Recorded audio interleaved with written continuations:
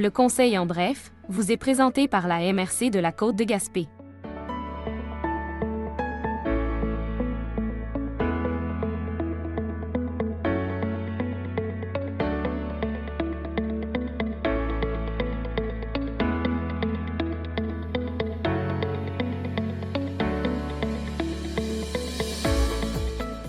Bonjour.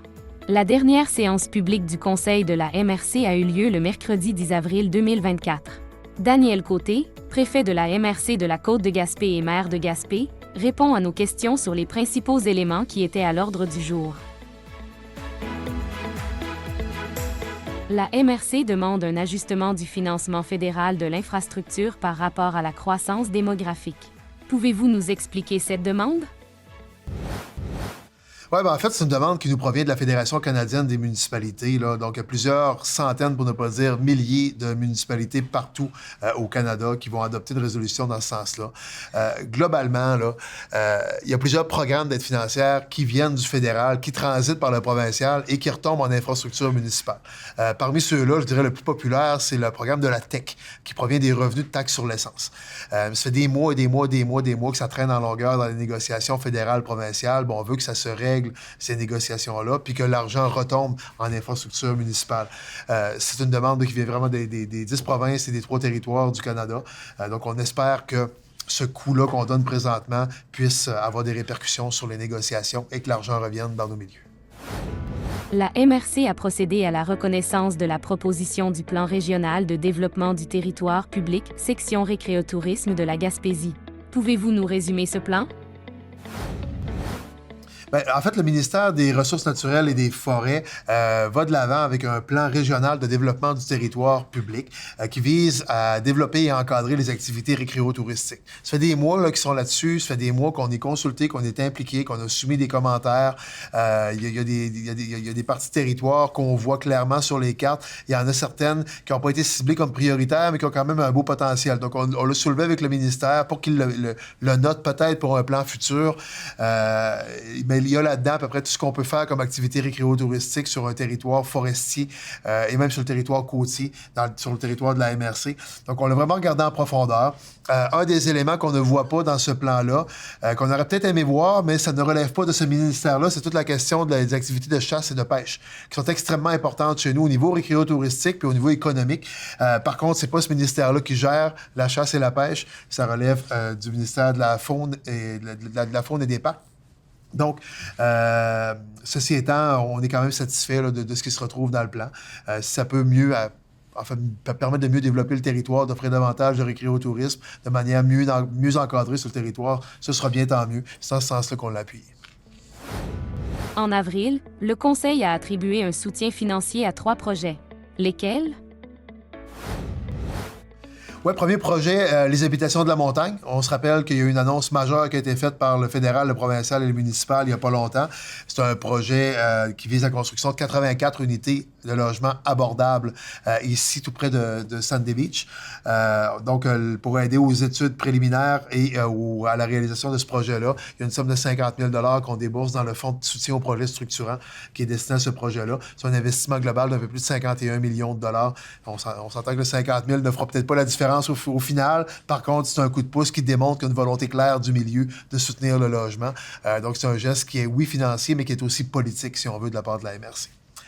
Deuxième projet, on en a déjà parlé avec un autre fonds, c'est le développement d'un pump track, d'une piste de roulis-roulant ou de piste à rouleau, qu'on appelle pour le BMX également, dans le secteur de Grande-Vallée.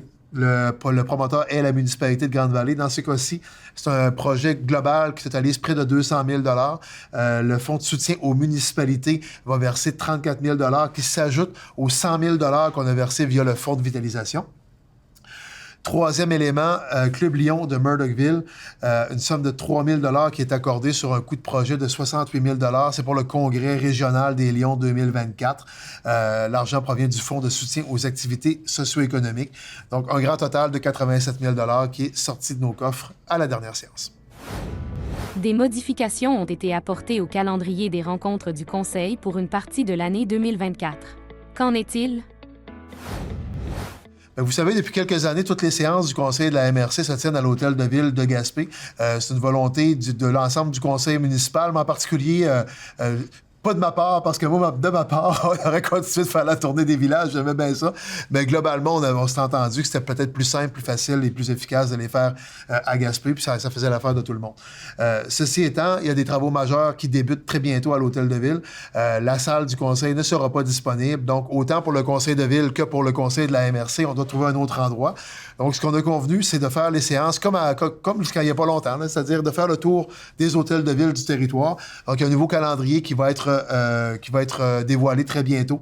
On devait vérifier les disponibilités des hôtels de ville. Bon, on devrait aller à Corridor, Petite-Vallée, Grande-Vallée et à Murdochville pour les séances de mai jusqu'à probablement novembre, à voir selon les disponibilités de l'hôtel de ville.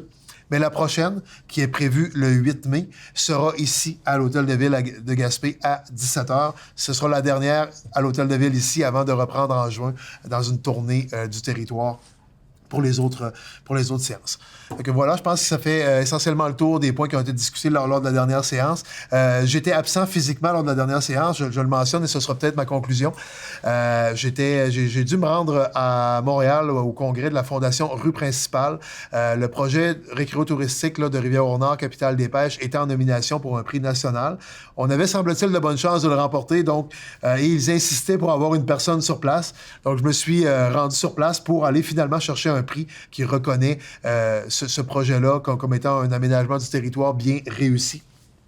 Donc, j'en profite pour féliciter et remercier tout le monde qui a contribué, à partir, évidemment et principalement, de toute l'équipe de bénévoles de la Corporation de développement de Rivière-au-Nord qui ont idéalisé ce projet-là, qui l'ont conçu, qui ont conçu les premières bases, etc., qui l'ont poussé aussi, de sorte que le conseil municipal avait accepté d'embarquer là-dedans en 2014 ou 2015, si je ne me trompe pas. Et de fil en aiguille, avec l'équipe municipale, on a réussi à aller chercher des aides financières. On a pour engager des architectes, des ingénieurs pour le réaliser. Donc, eux autres aussi, je les remercie, les professionnels. Et finalement, la construction a été faite l'année dernière avec une fin de construction dès le début de cet été. Il reste vraiment quelques petits travaux d'ajustement à faire et c'est tout. Donc, chapeau à tout le monde qui a travaillé à ce projet-là, qui commence à recevoir des reconnaissances nationales. Pour nous autres, c'est une belle tape dans le dos que j'ai reçue là-bas, mais que je retransmets à tout le monde qui a travaillé sur ce projet-là. Donc, c'est pour ça que je n'étais pas à la dernière séance de la MRC. J'ai travaillé à distance, mais je n'étais pas physiquement sur place. Donc voilà, c'est essentiellement ce qu'on a discuté lors de la dernière séance. Merci à tout le monde de suivre nos travaux, puis on se dit à la prochaine, 8 mai, à l'Hôtel de Ville de Gaspé.